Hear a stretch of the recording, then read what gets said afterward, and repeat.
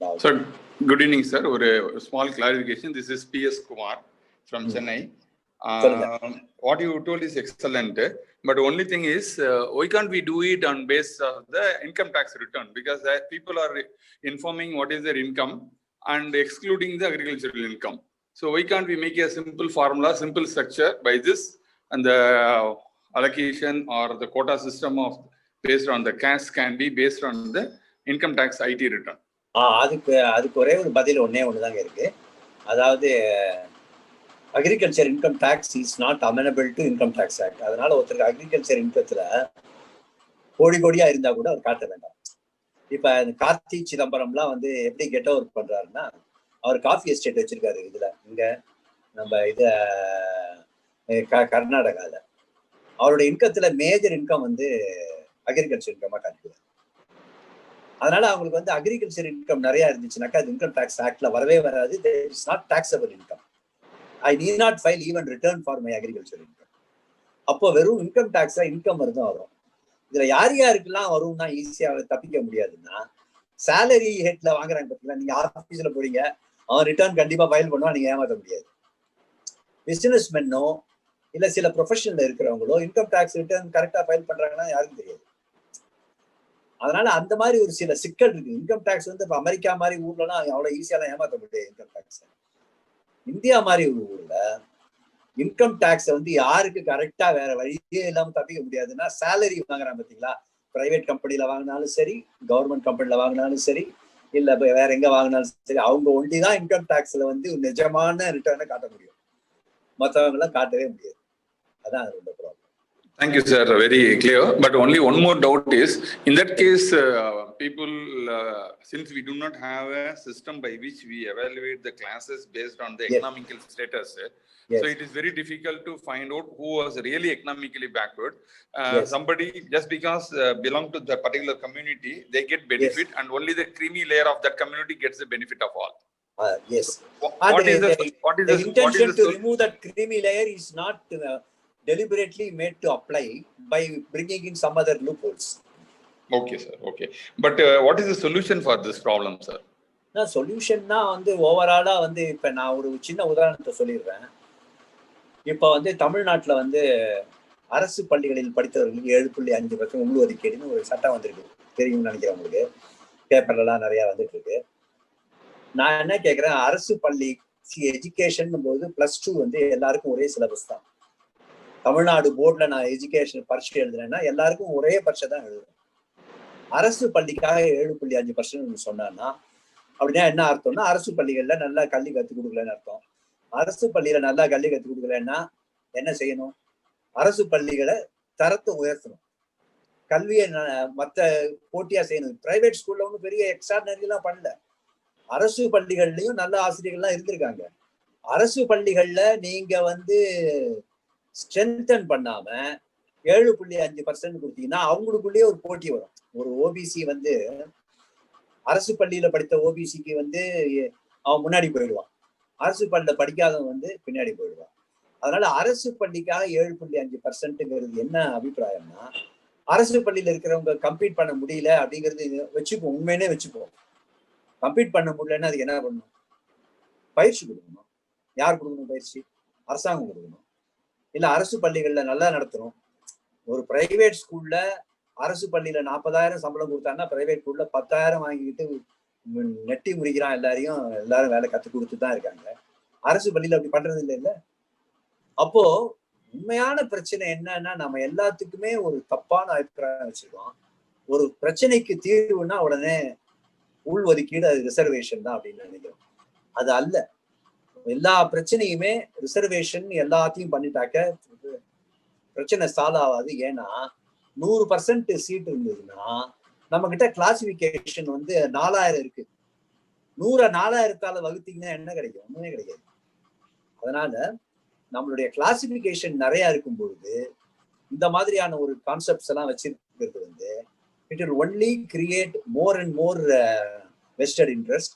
அப்புறம் நாளைக்கு திடீர்னு அவன் என்ன சொல்லுவான், திருநெல்வேலிக்கு கீழே இருக்கிறவங்களுக்கு எல்லாம் உண்டு, தருமபுரியில இருக்கிறவனுக்கு உண்டு, வேற கிடையாதும்பா. இதெல்லாம் ஏற்கனவே கோர்ட்ல டெஸ்ட் ஆகி செட்டசைட் பண்ணப்பட்டுருச்சு. ஏற்கனவே எல்லா கைண்ட் ஆஃப் இந்த பேரலல் ரிசர்வேஷன் இருக்குல்ல, இந்த ஹரிசான்டல் ரிசர்வேஷன், அதெல்லாம் தப்புன்னு சொல்லிட்டாங்க. இருந்தாலும் பண்றாங்க. ஏன் பண்றாங்க? ஏதோ அரசு பள்ளிகள் மேல ஒரு அப்படி ஒரு ஜட்ஜுக்கு ஒரு மூளையில ஒரு ஐடியா தோணிருக்கு. அவன் ஏதோ சொல்லி விட்டான் வாயில, உடனே அதை வச்சு இவங்க அரசு பள்ளி கொடுக்குறேன்றாங்க. அரசு பள்ளிகளை உண்மையிலேயே 7.5% கொடுக்கணும்னா பிரச்சனை எங்க இருக்கு? அரசு பள்ளிகள்ல நல்லா படிப்பு சொல்லித்தரதுல தானே இருக்கு. அதை எப்படி கரெக்ட் பண்ண? இன்னொரு பிரச்சனையும் இருக்குல்ல சார், அரசு பள்ளிகள்ல வந்து ஃபார்வர்ட் காஸ்ட் பீப்புள் போய் படிக்கிறது இல்ல. இல்ல அப்படி சொல்ல நீங்க நினைக்கலாம், அப்படி படிக்கிறது இருக்காங்க. எவ்வளவு பெர்சன்டேஜ் இருப்பாங்க? ஏன் படிக்கிறது இல்ல, அதுதான் என்னுடைய கேள்வி.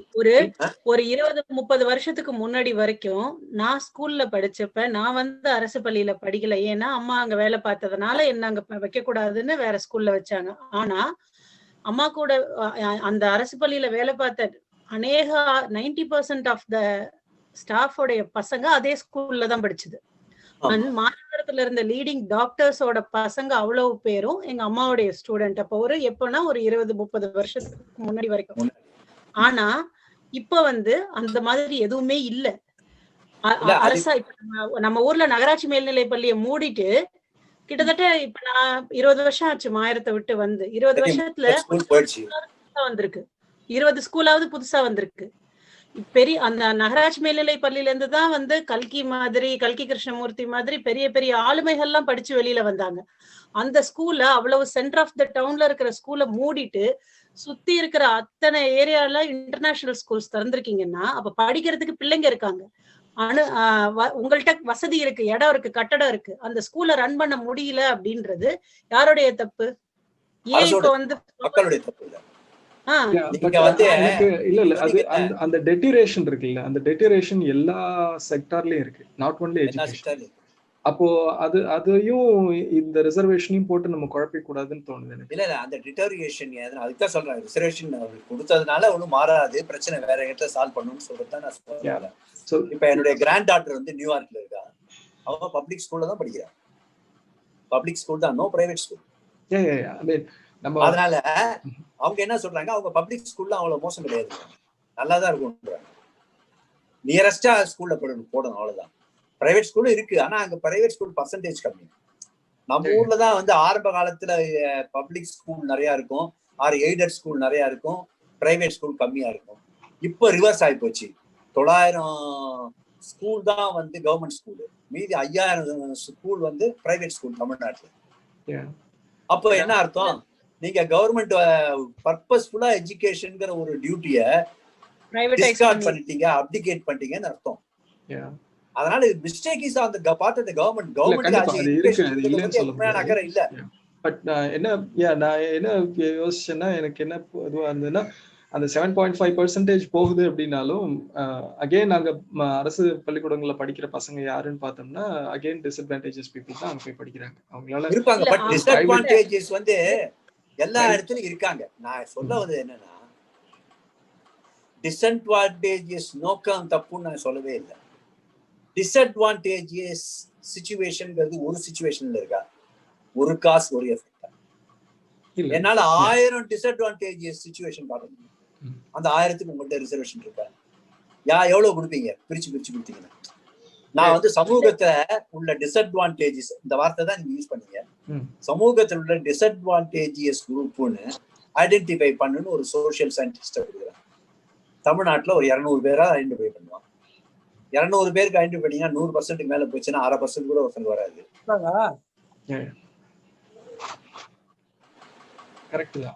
கரெக்ட் தான். இல்ல நம்ம ஏதாவது ஒரு இடத்துல we have to stop தான். அதுல அதுக்கு நான் என்ன ஃபீல் பண்றேன், அரசு பள்ளியோட ரிசர்வேஷன்ல எனக்குமே வந்து அதுதான் தோணுச்சு. அரசு பள்ளியை வந்து அன்பிரிவிலேஜ்டா ஆக்குனது கவர்மெண்ட்.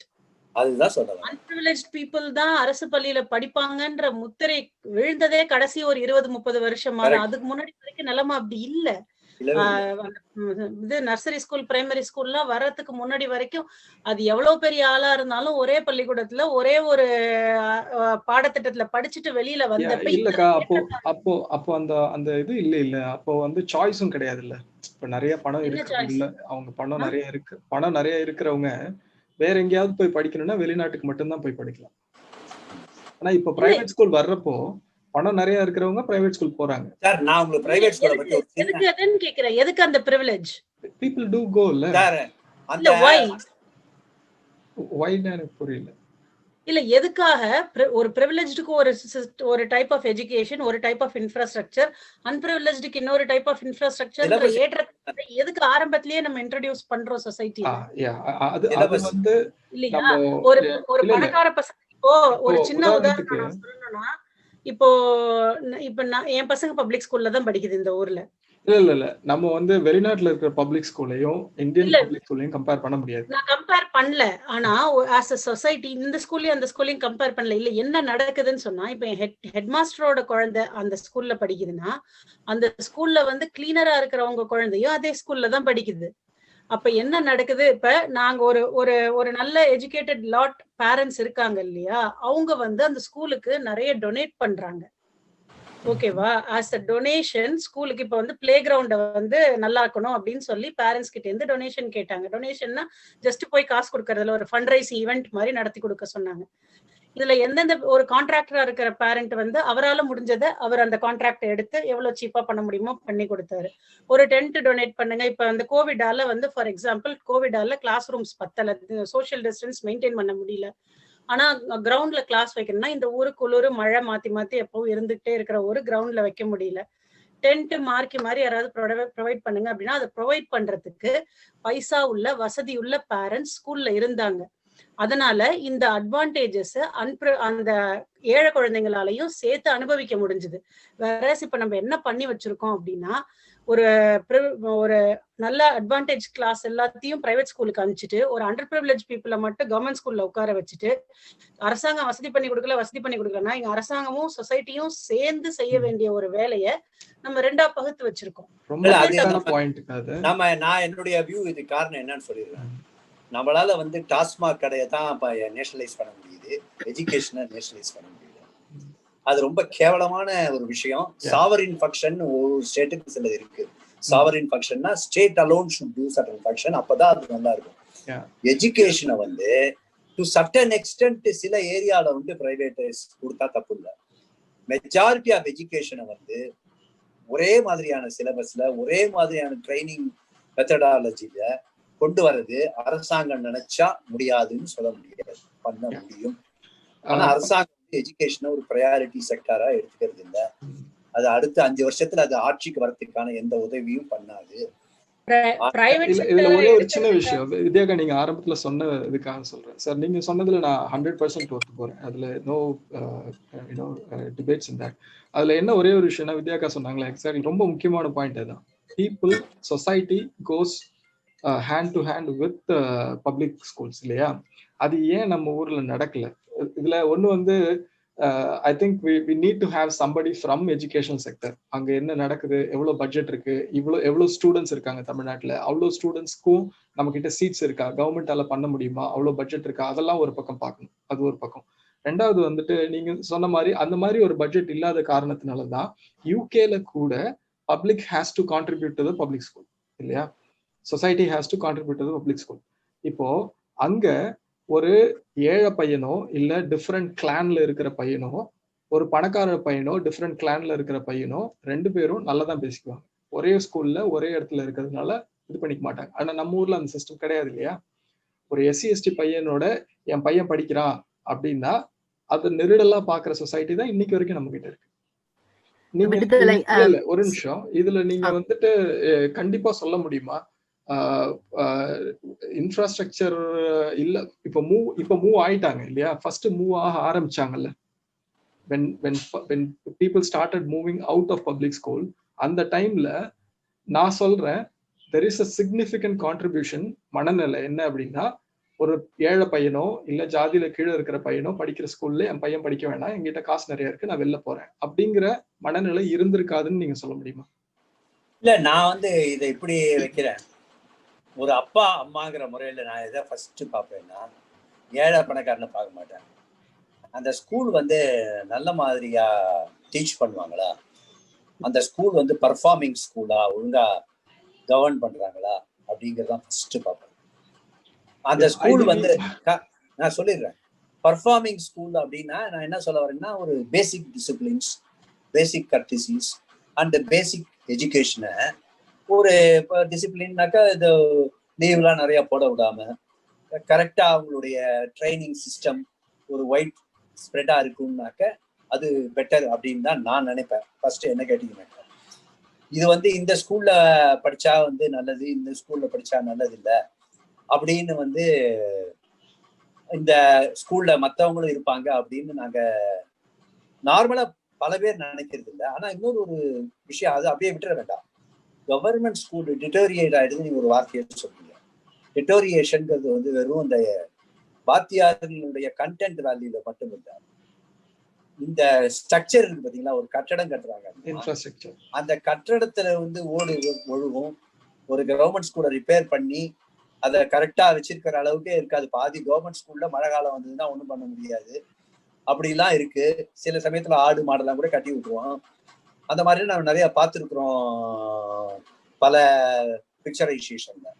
உண்மை என்னன்னாக்க கவர்மெண்ட் ஸ்கூல அதனுடைய ஸ்டாண்டர்டை மெயின்டைன் பண்ற ஒரு டியூட்டிய அரசாங்கம் வந்து ஒரு சாவரின் ஃபங்க்ஷனா எடுத்துட்டு செய்யாததுதான் இது எல்லாத்துக்கும் இந்த பிரச்சனை. ஏன்னா பிரைவேட்டைசேஷன் நிறைய இருந்துச்சுன்னா அரசாங்கத்துக்கு வந்து அதுல வந்து அண்டர் கட் பண்ண முடியும். ஒரு க்ரோயிங் நேஷன்ல வந்து முன்னாடி வந்து 50,000 பேர் படிச்சாங்கன்னா +2 தமிழ்நாட்டுல, இப்போ வந்து 3 குறைஞ்சபட்சம் +2ல வந்து I heard about crores of people are writing +2 examination. அவ்வளவு பேருக்கு உங்கள்கிட்ட இன்ஃப்ராஸ்ட்ரக்சர் இல்லை, உண்மையில கிடையாது. அப்போ நம்ம எல்லா இடத்துலயும் வரும்போது பிரைவேட் செக்டார்ஸ் நிறைய கொண்டு வந்தா அவங்க ஏர்ன் பண்ற எல்லா ப்ராஃபிட்லயும் அரசாங்கத்துக்கு வந்து ஒரு கிக் பேக் இருக்கு. அரசாங்கம் வந்து சில விஷயங்களை, என்னுடைய பர்சனல் வியூ என்னன்னா, சாவரின் ஃபங்க்ஷன்ங்கிறது பார்த்தீங்களா, transport, electricity, telephone, water, education, இதெல்லாம் வந்து ஹாஸ்பிட்டல், ஹெல்த், அதான் ஹாஸ்பிட்டல்னு சொல்ல வச்சேன். இதெல்லாம் வந்து சாவரின் ஃபங்க்ஷன் பேரு. சாவரின் ஃபங்க்ஷனை வந்து அரசாங்கம் தான் செய்யணும், அது தனியார்கிட்ட விடவே கூடாது. அதை விட்டுட்டாலே இந்த மாதிரியான எல்லா இந்த difference between Namakkal school and that school, this school and that school எல்லாம் வந்து அப்போ சாவரின் ஃபங்க்ஷன்ஸை வந்து ஒரு கட்டுப்பாடோட நடத்துறதுக்கான ஒரு முனைப்பும் ஒரு கட்டமைப்பும் உருவாக்குனாதான் இதெல்லாம் போகும். ஆனா நாம வந்து அதை டோட்டலா மறந்துட்டோம் ஓவர் பீரியட் ஆஃப் டைம். இன்னைக்கு வந்து கயாட்டிக்கா பணம் இருக்கிறவங்க வந்து எல்லா விதமான அட்வான்டேஜஸையும் ஏதாவது ஒரு ஃபார்மேட்ல ஒரு பாலிசி அந்த கவர்மெண்ட் மூலமா எடுத்துட்டு போயிடுவான், இன்னொருத்தன் பண்ண முடியாது. அதுதான் இன்னைக்கு இருக்கிற உண்மையான நிலைமை. அவங்க டாக்டர் கல்பனா ஏதோ சொல்றதுக்காக வந்தாங்க. சொல்லுங்க sir. Sorry, Vidula, I was just following you closely, and my words popped up. Sorry if I had interrupted. I was typing my thoughts. Sure. I'm going to read that. Thank you so much, sir, for taking your time, Vijayan sir, with us and explaining us so so patiently everything, in spite of the topic வந்து கொஞ்சம் ஹாட்டான topic ஆகிடுது. But exactly. But நீங்க ரொம்ப அதை really எங்களுக்கு guide பண்றது amazing. Thank you so much for your time sir. நான் வந்து நம்ம இப்போ த சிட்டிசன்ஸ் ஆஃப் திஸ் செஞ்சுரியை வந்து நம்ம கண்ட்ரி மட்டும் சொல்றேன். சிட்டிசன்ஸ் ஆஃப் திஸ் செஞ்சுரியை வந்து ஒரு சூப்பர் ஹியூமன்ஸ் மாதிரி பாக்குறேன். Because we were brave enough to rewrite the worst history created by by centuries by our ancestors. I don't know what blunders caused these blunders, oppression in particular, to our fellow human beings. So we were brave enough. அவங்க பண்ணிட்டு போன கன்ஃபியூஷன்ஸ்க்கு எல்லாம் இந்த செஞ்சுரியில நம்ம உட்காந்துட்டு ஒரே டைம்ல உட்காந்து பல செஞ்சுரிஸ்க்கு பண்ண மிஸ்டேக்ஸ்க்கு வந்து நம்ம எல்லாரும் உட்காந்து we are trying to find an answer. அதுவும் இப்ப இந்த காலகட்டத்துல வாழவங்களோட பெரிய பிரச்சனை என்னன்னா, there is so much overflow of knowledge and pseudo knowledge. நிறைய மணி பவர் ஸ்ட்ரகிள் மக்கள் ஃபேஸ் பண்ற இந்த சூடோ நாலேஜ் வந்து பயங்கரமா கன்ஃபியூஸ் பண்ணுது. And we need right people. And thank you Vidya for creating organising such things. We need to get the right source, information from the right source. And it's amazing. என்னோட இது என்னன்னா, என்னோட question நிறைய இருக்கு, but without wasting too much of your time, ஒரு பல இவ்வளோ வருஷமா இருக்கிற ஆப்ரேஷனை நம்ம எப்படி ஒரு ஜெனரேஷன்ல ஒரு ரவுண்ட் ஆஃப் ஆப்பர்ச்சுனிட்டி ஒருத்தர் கொடுத்து கியூர் பண்ண முடியும்ன்றது ஒண்ணு. ரெண்டாவது, how do we நம்ம ஜீன்ஸ்லயே எழுதி வச்சிட்டு இருக்கு இது. Unfortunately, this is undeniable sad truth that it's all in our genes. We carry discrimination in our genes. I carry discrimination, for example. I don't want to reveal, but I carry probably, depending on where they belong or their upbringing, they carry discrimination. நான் உயர்ந்தவன், நான் தாழ்ந்தவன், நம்மளோட தப்பு இல்ல, அது நம்ம ஜீன்ஸ்லயே எழுதி வச்சுட்டு போயிட்டாங்க. I see it as a scientist. I see that we are really scapegoats. நம்ம போராடுறோம், ஏதாவது ஒன்று பண்ணி நம்ம சொசைட்டிக்கு நல்லது நடக்கணும், because we need to keep this our future secured well for the future generation. நம்ம போராடுறோம். But unfortunately, we carry that in us. We carry, நான் பெரிய ஆளு, நான் I can't make இந்த காஸ்ட் ஆள் இங்க நடக்க கூடாது, எனக்கு வேண்டாம், இந்த காஸ்ட் ஆள் இந்த கல்யாணம் பண்ணக்கூடாது, இது வேண்டாம் அப்படின்னு நம்மளுக்குள்ளேயே அது தெரியாம விதைச்சிட்டு போயிட்டாங்க. And we are struggling to create equality, but as sir and everyone rightly mentioned, ரொம்ப நாள் ஆகும் ஈக்குவாலிட்டி வர்றதுக்கு. And we need to, அதுல நடுவுல இந்த மணி அண்ட் பவர் ஸ்ட்ரகிள்ல மாட்டிட்டு ஈக்குவாலிட்டி இஸ் really ரொம்ப தத்தளிக்குதுன்றது என்னோட view. And it's I'm not a big expert in the GO அதெல்லாம், but as a normal citizen who has been seeing or observing oppression of communities faced by different communities very closely, I can say that in the money kum power kum nadula maatittu we are all struggling to bring that equality. Yes. And yes, so that's my opinion, sir. Yeah. Now my answer for your your brainstorm is, we are lucky in one sense which you are not being told. After 1950, we heard rule of law is supreme அப்படிங்கிற மாதிரி ஒரு constitutional setup. Our constitution says equality before law and equal protection of all subjects. Our constitution gives so many fundamental rights, including 7 fundamental rights in Article 19, and religious and practice and other practices in Article 25 and 30, etc. Our constitution very specifically trying to, by rule of law, put all those beliefs or all those genetically transformed attitudes in us buried into a ground and make it as a enforceable right in the High Court and Supreme Court. இதுக்கு முன்னாடி அப்படி கிடையவே கிடையாது. இன்னைக்கு ஒருத்தங்க discriminate பண்ணா அந்த டிஸ்கிரிமினேஷனுக்கு அகெயின்ஸ்டா ஒருத்தங்க ஈஸியா சுப்ரீம் கோர்ட்டுக்கோ ஹை கோர்ட்டுக்கோ direct, not in the lowest court forum போய் என்னுடைய fundamental right of equality, fundamental right of discrimination against caste இதெல்லாம் பறிக்கப்படுதுன்னு சொல்லி போக முடியும். அது நம்மளுடைய பிக்கஸ்ட் அசெட். ஆனா அதுல ஒரு கேப் இருக்கு. நமக்கு எது கான்ஸ்டிடியூஷனலா ரூல் ஆஃப் லா, சட்டத்தின் ஆட்சி, நாட் ரூல் ஆஃப் மென். சட்டத்தின் ஆட்சினா for all the law is same, for me or you or X or Y. அந்த ரூல் ஆஃப் லாவை மெயின்டைன் பண்ற ஒரு இன்ஸ்டிடியூஷனல் செட்டப் இருக்குல்ல, அது பொலிட்டிக்கல், சோஷியல் அண்ட் ஜுடிஷியல், இது மூணுமே கலந்ததுதான். இது எல்லாத்துலயும் ஒரு பெரிய டீக்ரடேஷன் இருக்கு. இன்னைக்கு ஒரு எவ்வளவு வாயில சொன்னாலும் சபரிமலைக்கு போலாமா கூடாதாங்கிறது ஒரு டெஸ்ட் பண்ண வேண்டியிருக்கு. women rights to go to Sabarimala, or right to privacy, or right to equality.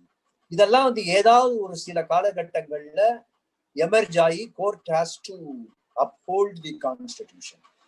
But ஒரு 4 விஷயத்துல uphold பண்ணா 40 விஷயத்துல கோட்டை விடுறோம்.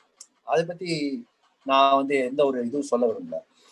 என்ன காரணம் அப்படின்னாக்க, நமக்கு இருக்கிற அந்த கான்ஸ்டிடியூஷனல் வேல்யூஸை ப்ராப்பரா இம்ப்ளிமெண்ட் பண்ணி rule of law, that is law is supreme, not men or women or position or power or money அப்படிங்கிறத நம்மளால முறைப்படுத்த முடிஞ்சா பெருமளவுல, அதுவே நாம இந்த சமூகத்துக்கு பண்ற ஒரு பெரிய advantage.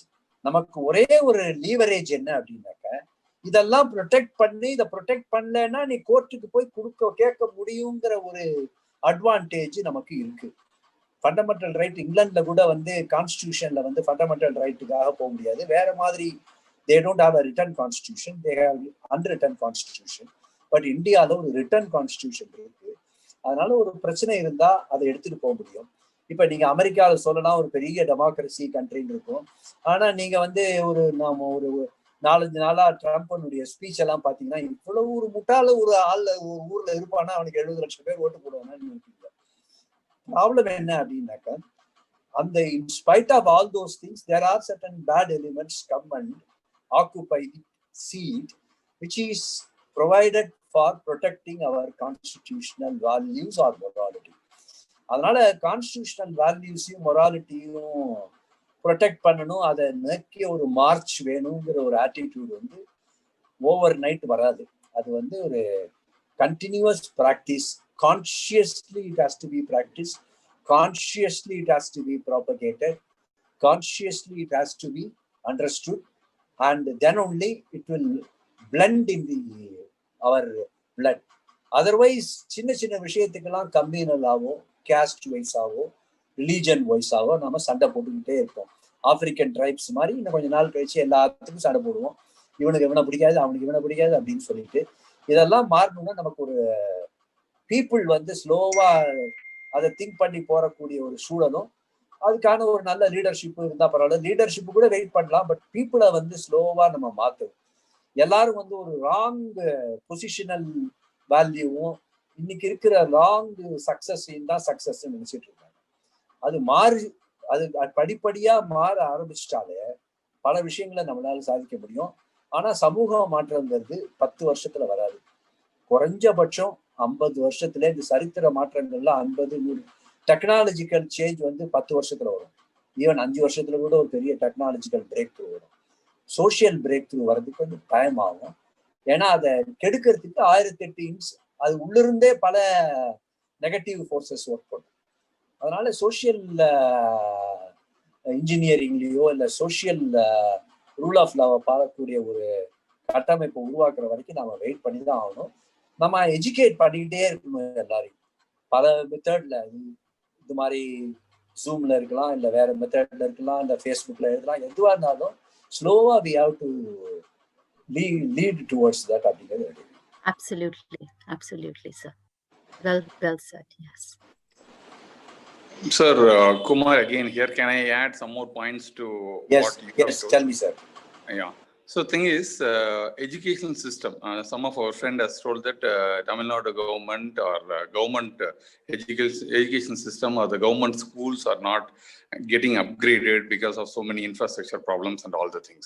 Like, you know, if you take it, no, the change is happening over there. Today, I know because I had gone through the books of the recent Tamil Nadu government books, and that is the best book available across India, including CBSE or the people who prepare themselves for NEET or any other competitive exams.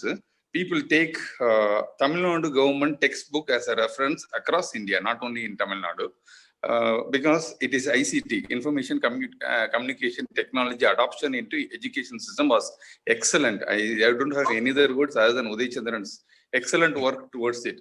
So the development is happening over there. But what happens is, like either Vidya or Dr. Kalpana has told, definitely there is something built in our system. Like, no, we don't like to send our children to government schools. The main reason, from my point of view, I'm not saying that it is something, from my point of view, the standard of teachers is horrible. Standard of government teachers is horrible. Like we will try to, like, you know, somebody was quoting it earlier, if you want to spoil a society, kill all the teachers. The society will get automatically spoiled. Exactly the same way, today the teachers, especially in government schools, the teachers, who is becoming a teacher? Like, you know, today you are a leading lawyer known throughout India. How you choose the lawyer profession when you completed your schooling and all the things because of your passion and interest. But if you sorry to say that, if you see today, who take the law as a profession in Tamil Nadu? Not from the people who are on the well-educated people. Like, you know, they know it because the law is, according to them, it is different kind of things. So what happened, the education system is the main problem, and the teachers who convert that education system into the society are horrible. Like, there is a huge resistance. Like, recently there was a review in IIT process thing, compensation. Like, they were told that the central government has suggested we are paying 2.5 lakhs to 4.5 lakhs per month to your salary. What is the benefit government is getting back? Nothing. Because these people are making money and they take 4 hours, 5 hours in a week. So what they have proposed, I don't know, it was told to me, they proposed is like broad 60% of the earning has to come from the research and development contribution to the society. You earn 6 crore, out of which 30% you take it, balance 60% give back to the society. Out of that institution, the institution will take some amount and develop it and all the things. Like this, it's not happening here. Now government is thinking like that. So unless otherwise we change our teachers level first, I think it's very difficult. This is my suggestion, sir. No, I do agree with you, but one aspect, the government school, private school, and so on. Example, IIT is a government college. AIMS is a government college. And REC, Trichy is a government college. Why people want to study in a government school or a college like IIT or REC? But why they don't want to go to government high school? The reason is very simple. Well, it is not government or non-government that is the problem. Whether that the institutional value is maintained in a place, whether it is government or private or aided school, if we maintain institutional values in a government school, nobody is going to spend their money unnecessarily through nose and go to a private school. So this is the difference between government school and a private school. Government school should become like an IIT. People should feel pride of studying in a government school. For that, we need infrastructure. As you rightly say that every school should produce, school level you cannot produce, college level you can certainly produce. It should be attached to technology and other parks where big investors are coming. See, instead of getting money to the minister as a kickback in a big car company or something, we can always create a technological growth tied up with all scientific educations to become a contributory partners in their knowledge and other things. So that will lessen the burden of the government's exchequer to that extent. That is not a bad idea, but that is in fact attempted in so many places. It is in fact NCL Pune and some of the IITs are also giving, apart from their teaching, some of the research products and other things to the private companies also. Already it is been done. Now, yes. Yeah, thank you so much, sir. What you say is I 100% agree with you. Thanks for your time. It was very enlightening talk. Thank you, Vidya, for organizing this. Shall we go for the shortly how the Constitution has done in this? Okay, sir. Forward follow.